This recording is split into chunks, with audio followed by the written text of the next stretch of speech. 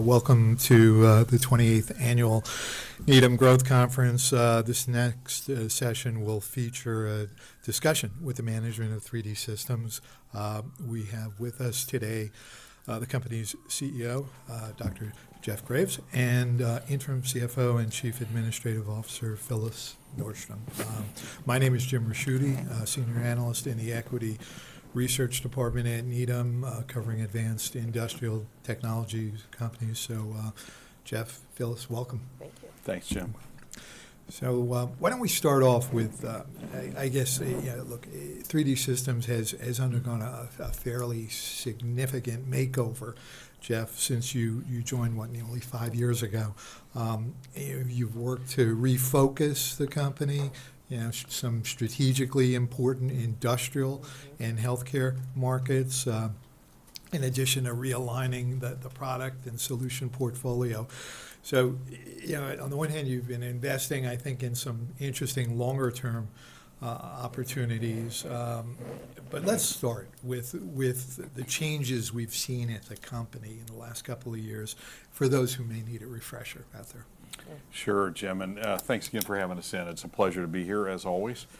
So a lot of changes in the last 5 years. My charter coming in from our board of directors was make sure the company has a strong focus. We have a tremendous heritage in 3D printing. Make sure we focus on that, what's core to the business, and get out of things that are non-core. Particularly as digital manufacturing evolved into its end markets, 3D printing was a distinct end market. So basically over the last 5 years, we've divested businesses that were broadly applicable to digital manufacturing. Many of them were how to take a digital image and apply it to machining technology or other things. We've divested all those technologies, either shut them down or sold them off over time. And then we got to things that were closer to the core, like software that impacted the entire industry. We said, look, maybe we're not the best owner for that. It's good technology. Maybe we're just not the best owner for that. So we've divested more recently some software assets. What we have really doubled down on are our three core technologies. That's the designing and building of printers, the printer technology itself. This industry continues to evolve. Most of the markets now are moving into factory environments or more mature production environments. So how do you develop printers that are robust to either making parts for the human body or for other industrial applications?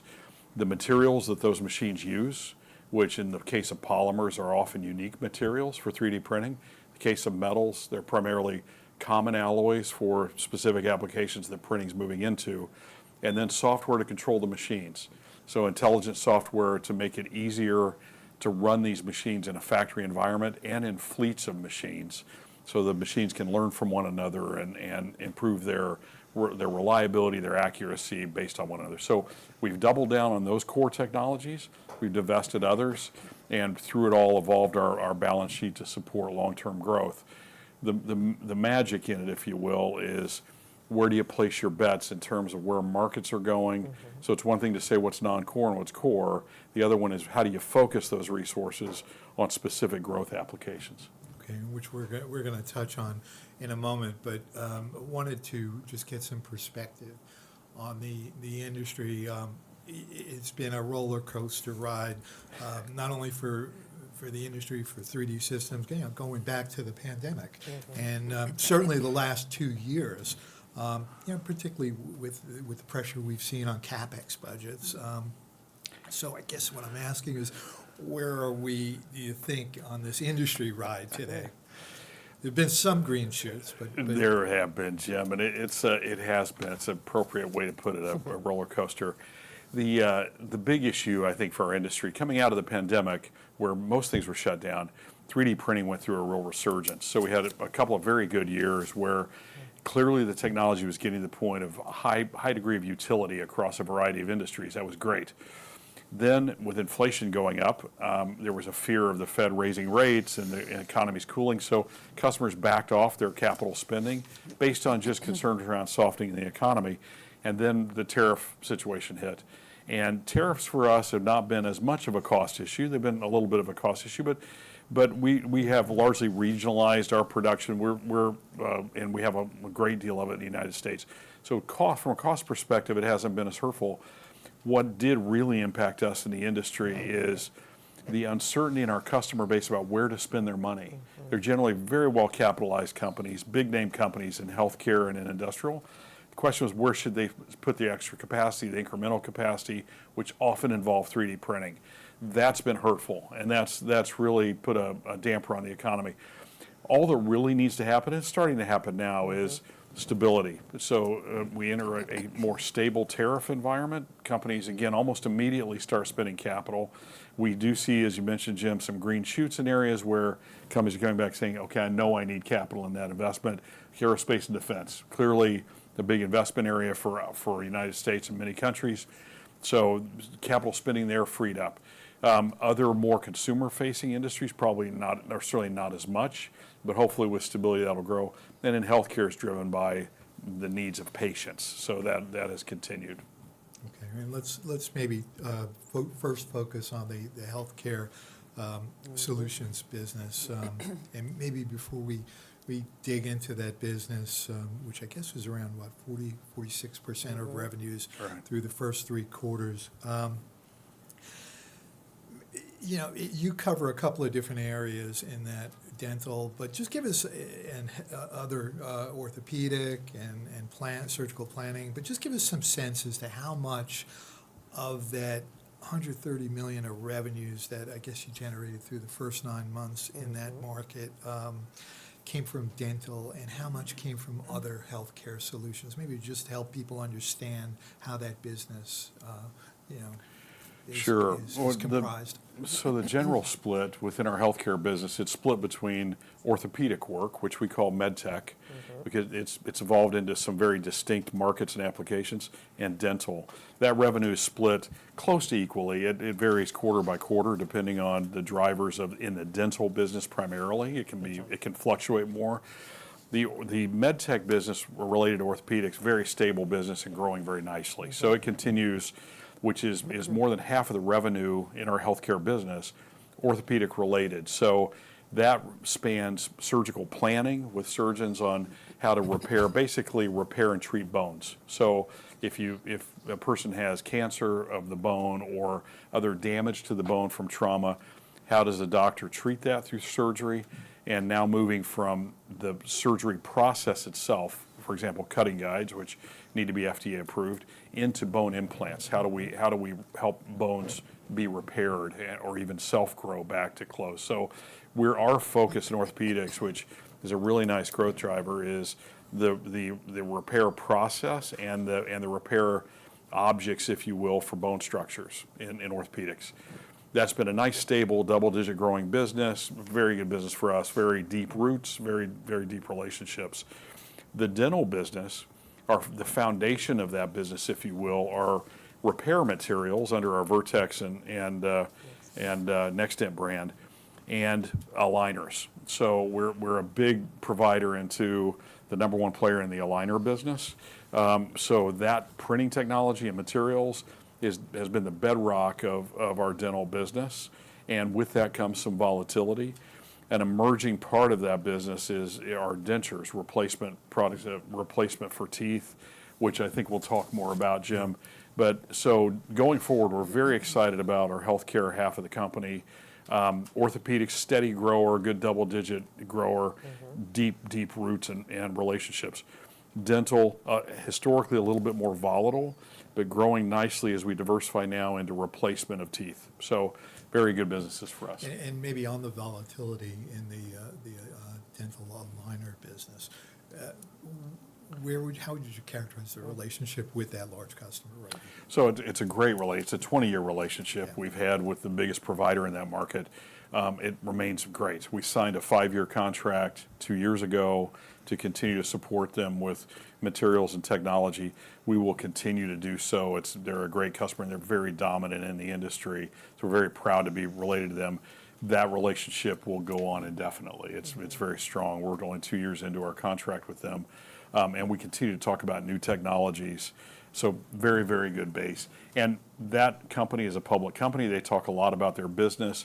Our business basically mirrors their business. So when they're up, we're doing well. When they're down, we feel the pressure as well. And last year was a tough year for them. So we're hopeful now that things are turning and moving in a better direction. But, this might be a question for you, Phyllis, but, if you exclude the dental aligner business with that large customer from the 9 months, how would you characterize the growth in dental? Was pretty healthy, wasn't it? How would you characterize it? Yeah, I'd say the growth in healthcare overall, yes, was very strong. And as Jeff talked about, PHS, the med tech business, orthopedics continues to grow at double-digit rates. Dental, I think, is stabilized. Again, will continue to increase. But really what carried us in healthcare was that medical technology piece of our business. Okay. And interestingly, Jim, we participate in all four pieces of the dental market. So straightening, protection, which are night guards, repair and replacement. The repair portion of that business was only approved in Europe and elsewhere until just last week. We got the approval to carry our brand into the States, which allows us to sell the materials, which have been around for a number of years, very well respected. Unfortunately, we were excluded from the U.S. until very recently. So that should add some wind in those sales as well. And then, of course, we have dentures. Yeah, and that's what I'd like to zero in on now, because that seems like a strong opportunity for you and just a natural for this technology. So where are we with that? You have, FDA approval? We do. The European approval is? In process. It's in process. It'll be here this summer. Yeah, Okay. we'll have it. We'll have it this summer. So I think we can appreciate why you'd be optimistic, but why don't you tell us Sure. about it?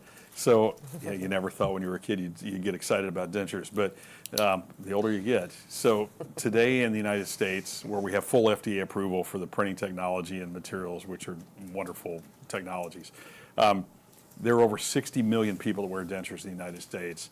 So that market, if you say the average denture set for a person costs about $3,000, it's an $18 billion market for dentures in the United States to the patient. Okay.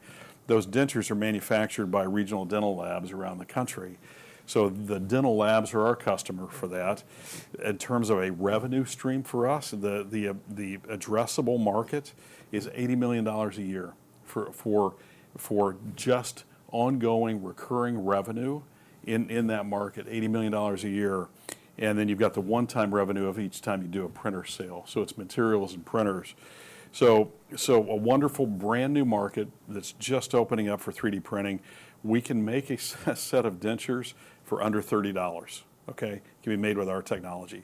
They're sold to the end patient for, on average, $3,000 or more, okay, per denture set. So in that whole supply chain, there's a lot of room for people to make money, to grow the business, to serve patients better.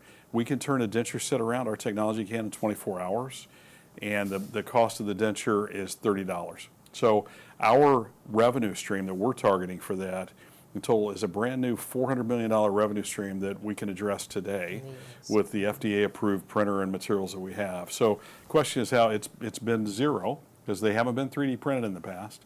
So now that they are, how fast can we grow the market? So my prediction, Jim, would be that will be one of our largest revenue streams within a few years, because the economics and the aesthetics and the quality of the product, the durability, the toughness, most dentures fail by people dropping them on the floor, frankly, or in the sink in the bathroom. Ours don't break. Ours don't break under normal use conditions. They're beautiful. They're a beautiful product which you can patient match. So perfect application of 3D printing. Brand new market that's available to us. We want to capture as much of that printer and material market as we can, and hopefully start ramping it this year. Where do you stand with some of the prospective customers in that, and how meaningful could this be, potentially even in 26? Recognizing it's going to be a multi-year growth. That's the question, is how fast can it ramp? The economics, eventually the economics will determine the rise, because the product's beautiful and it works very well. The economics will be the driver, and they're significant. We just went into production in September of last year. We shipped about a dozen printers to some of the largest labs in the United States. The first of those customers actually just ordered another printer last week, so clearly they like the technology. It's gaining traction. Our goal is to capture as much of this $80 million recurring revenue market as we can, as fast as we can. So If you look today, our largest revenue stream is measured in the $30 to $40 million range. So within a few years, I think this revenue will be one of our most significant, if not the most significant for the company. How much it'll be in 26, hard to predict. But importantly, there are no dentist approval of the manufacturing process required. It's driven by the FDA. So the FDA has now blessed all the what we do. It's up to now the dentist to say, I accept the product, I like the product, and feedback has been fantastic. So we'll see how it goes. We'll see how fast it can ramp. Now, you're not the only ones obviously chasing this market opportunity. How would you characterize the competitive environment? Yeah, so it's interesting. So we've got one significant competitor that's in the market. The jetting technology that's used is called jetting, is very difficult, and it requires obviously regulatory approval. So it's a slow process and expensive to get in. It took us 3 years of development to get in this market. We have one significant competitor who, again, is starting from zero, just like us about a year ago. I frankly, and it's like you're talking about your children. I like our product a lot better. It's beautiful, but it's also tough, rugged, wears well. Patient feedback has been fantastic. So I think we're superior in terms of product performance, in terms of economics. We both should be very compelling. So all in all, I think you'll see dental labs switch pretty quickly, Jim. Okay, and maybe just quickly on orthopedic, the rest of the orthopedics business. How are you thinking about near term and longer term? And then I want to touch on the other area that you guys have invested in healthcare. So with orthopedics, and again, we call it med tech. The core of that business is working with surgeons on how to repair and replace bones. That's it fundamentally. We've been dominant above the neck and on the spine. So we've done, in my book, and it predates me by a long time, a great job repairing skulls, faces, all this. Traditionally, that was done with titanium. Now it's done with titanium in part, but it's also done with a new polymer, medical grade polymer that's 3D printed called PEEK, which simulates bone structure and performance really well. And it's also transparent to radiation, so if you have a tumor that's underneath a bone, you can be treated with this bone replacement. So there's a lot of growth factors in this business, but the new material application, and because the response time now is much faster, we can turn around products within a day or two.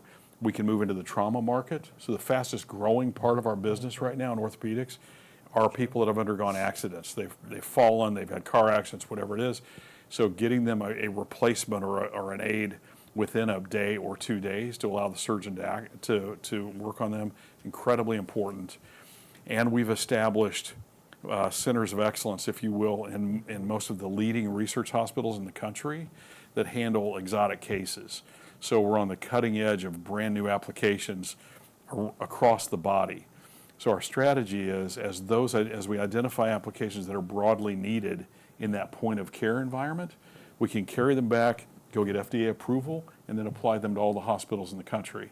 A very effective business model, which we knit together and call MedTech for us. So again, double-digit grower, great business, deep roots, deep relationships, large moats, in my opinion, around the business. And how important, Jeff, is that operation that you have in Colorado and Denver? Extremely important. So we have our application experts located in Littleton, Colorado, and also an equivalent facility in Leuven, Belgium, to handle European cases. So in America, it's all about Littleton, which is a suburb of Denver. We have printing capability to make implants. We have application experts to work with surgeons daily to apply them. So a very important facility.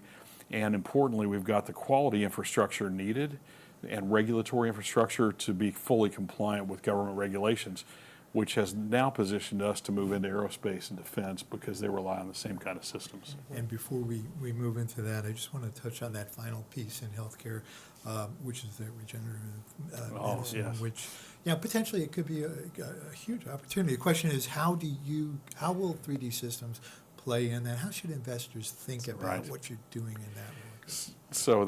So fascinating area. We have a wonderful partnership since 2017 with United Therapeutics. So United Therapeutics, and I love their CEO, visionary woman, who came to us in 2017 with an idea of printing a human lung using materials that are generated in your own body, largely. So our challenge was develop a printer technology that could print a human lung out of material that you would think looks much like Jell-O, okay? So we are now capable, as of last year, of printing a full human lung with all the internal complexity that's native to your body out of material that has the consistency of Jell-O. And then United Therapeutics takes that printer and that product and then cellularizes it to turn it into a functional lung. So we're working through those stages of technology. Never been done before. If you look at the demand for lung replacements in the U.S. alone, it greatly outstrips supply, and that's with a severe limit on the demand. You have to qualify for demand. So it will be a tremendous business for us when it's demonstrated effective and approved, and our partner talks about the timing on that. She said a couple of years ago that within X number of years, you will see a human being walking around with a printed lung in their body. And I have no doubt that will happen. I have great confidence in what we together are doing with them.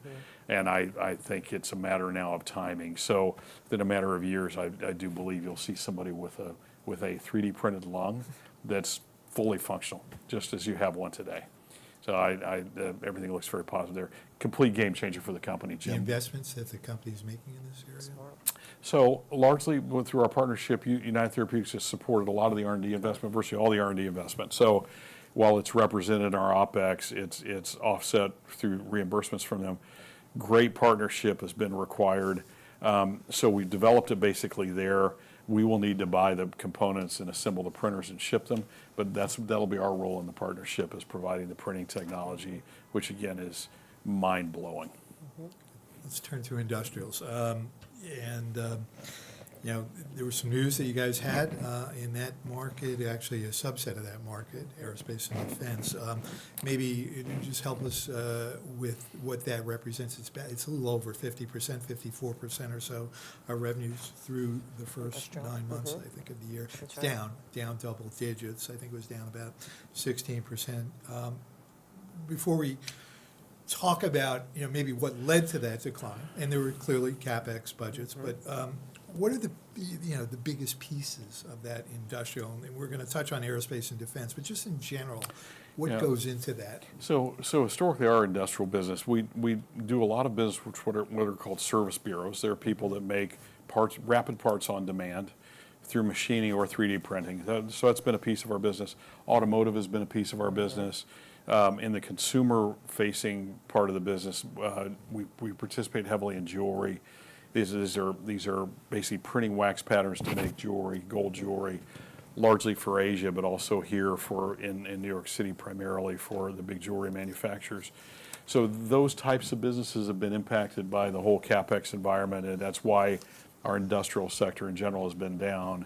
The bright spot has certainly been aerospace and defense, which we've invested in consistently, and it takes that over the last several years and is growing very rapidly now. So we're very pleased with that.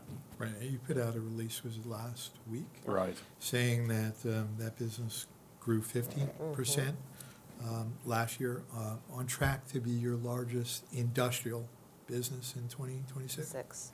Sure.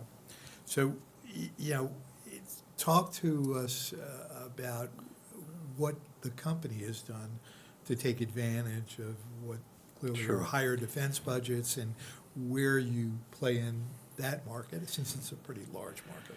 So if there's one area I'm critical of us in, we haven't really talked enough about aerospace and defense in the past, because we've had a long-term strategy around different elements of the business. What we did in that press release was kind of knit them all together to explain the strategy. Growing out of our healthcare business, we have excellent metal printing technology, and many of the A&D applications are in metals, for titanium and highly reactive materials, nickel-based materials that are many of which are used in advanced weaponry systems, both autonomous and human-driven systems, flight systems, weapon systems, things of that nature. So we had the printing technology for that. We basically, as customers came to us for that, we would demonstrate it and grow it. Out of that initial interest, which goes back several years, we said, look, we're very good at printing new types of metals. Let's look at copper-based materials. Two big markets for that. One is cooling for AI infrastructure applications, copper-based cooling. The other one is shipbuilding. So copper and alloys are extremely resistant to seawater. So it's a great business for 3D printing if you develop a technology, which we did over time. So moving into the major shipbuilders, which is a very concentrated industry now in the United States for defense applications, was a natural. The materials and metals are primarily standard alloys that are used. The other big application for us in this, and this is wholly unrecognized, is using polymer printers to print patterns for castings. So metal castings. Metal castings are still the dominant way metal parts are made and have been made for a couple of hundred years. What's different is you can 3D print a plastic to make an exotic shape in a casting. It's used today in all the advanced rocketry applications, the reusable rocket, whether it's civilian or military. All of the rocketry applications, propulsion uses this advanced printing technology for castings. Aircraft propulsion, other exotic turbine applications, whether they're land-based for energy or for flight propulsion, uses 3D printing for printing polymers for castings. And then we landed a very nice government development contract a couple of years ago to develop what I believe will be one of the world's largest and most efficient metal printing systems, which we're designing out in San Diego to do advanced metal parts. So what we decided was the business has been growing so nicely, let's expand our Colorado facility where we already do healthcare, leverage all the quality systems, expand to make parts there. Very importantly, many of these customers want to develop the process and then they want to bridge to a printer by making X number of parts. So we said, let's put in capacity to support them through part manufacturing until they want to purchase a printer. So when volumes rise enough that they either purchase the printer themselves or one of their suppliers purchases it, we can bridge them from process development in our new facility through initial part manufacturing and then finally supply them with a printer for their long-term needs. So that business model is relatively unique and is very popular right So this now. is not a case of 3D Systems going back in time and establishing a service bureau. You're demonstrating Correct. the capability Correct. to that A&D customer and then potentially, as you say, bridging. That's exactly right, Jim, because these machines are relatively expensive relative to other machines, relative to polymer machines. They often require special capital approvals at customers. So there could be a significant time lag between demonstrating technology and buying a printer. So we said, well, let's fill that gap. They want us to. We'll fill that gap with some limited part manufacturing and then sell printers. So it fits in the business model beautifully. They're happy with that approach. And then somebody else will pick up the volume when we're finished. You also had news, maybe it was earlier in Q4, you had an update on some business activities that you have with the Kingdom of Saudi Arabia. Maybe for those who've missed it, talk to us about the work you're doing both in defense, that's Right. one of the markets, as well as the commercial markets, So- energy, I guess.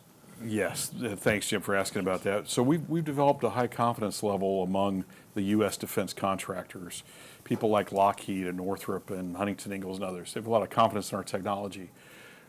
These folks are selling defense systems into the Kingdom of Saudi Arabia. It's one of the biggest, this is very public, it's one of the biggest customers of U.S. defense technology is Saudi Arabia. With those contracts, there's required offset spending within that country, within the kingdom. So they said, well, what an excellent adoption of 3D printing manufacturing. We can, this is the Saudis now, they can say, look, we can bring the technology into the country, staff it with Saudi citizens that are trained in 3D printing, and make product that goes into the defense systems they're purchasing from the United States, and the U.S. companies need an offset spend within the kingdom. So they're incentivized to buy the parts. The kingdom's incentivized to manufacture the parts locally for these new systems, and we provide the technology. So we formed a joint venture with an extension of the Saudi government over there, and recently picked up another partner, the Saudi Electric Company, as a third partner in the joint venture. I think of it, Jim, as a giant application center, which will also have some part-making capability. And again, when the volumes grow, they can sell printers, sell our technology into the Saudi customer base. before we get into a discussion on the financials, what new products should the investors be focusing on that you guys have introduced that are potentially important for 2026? Sure. We've invested a lot of money in jetting technology. It supports our jewelry business, but the primary driver of that were the denture products. The denture products for us are going to be huge. Without a doubt, it's going to be a very big product line for us. So we've invested a lot of money, and the feedback on those printers has been excellent, and on the materials, as I mentioned. So I love that investment. We've now developed I believe the world's largest, most reliable SLA system for printing polymers. A lot of that will be toward our defense applications for rocketry, for large castings and rocketry in particular. So that I'm excited about. We call it the SLA 825. It's 825 millimeters in size. We don't have to be too creative with names. So that's, and it will double the print speed basically of prior versions, and then keep us the leader in that field, which is where the company was founded back in the 80s. On the metal side of the business, our ability to print reactive materials is exceptional. Titanium. For those of you that know what a periodic table is, if you look right next to it, the brother of titanium is zirconium. What's one of the biggest applications of zirconium are nuclear power plants. So we're very interested in exploring the extension of our metal printing technology into zirconium, and broadly the support of nuclear power generation for a variety of applications, from rocketry to obviously military vehicles, but also now primarily for data centers, to power these data centers. So love the extension into that. It's not a new product, but it's a new application. And then people should just watch for how many approvals we gain in orthopedics from the FDA for continuing to drive that business. So that's really where the future's at for us. Got it. Good. The company had to make some tough decisions from a cost perspective with the demand environment. You had to, the headcount reductions. You also maintained, I think, some investments in some of these key areas, but remind us where you stand on the cost actions. And I guess the next follow-up to that is, is there much more to do if we don't see a pickup in the demand environment? Or So I'll talk about the strategy a little bit, and let Phyllis talk about a few of the numbers. But fundamentally, when sales declined for the whole industry, everybody had to go into a cost-cutting mode. For us, a very difficult decision, very strategic, was in our OpEx category. How much R&D spending do you retain? We were like 1 year into many 3-year development plans for new products that we believed were critical to get to market. So we largely maintained our R&D spend, which meant as sales dropped, as a percentage of revenue, it climbed. We peaked out at probably over 20% of revenue in R&D, and I take my hat off to our board of directors. They were supportive. Our stock took a hit for it, but we maintained our R&D spend until we're now able to launch those products. Now there's an opportunity to bring that down some, and the industry as a whole, I think, spends 10% or more on R&D, but clearly there's a gap there that we can do some reductions in, and you'll see over time.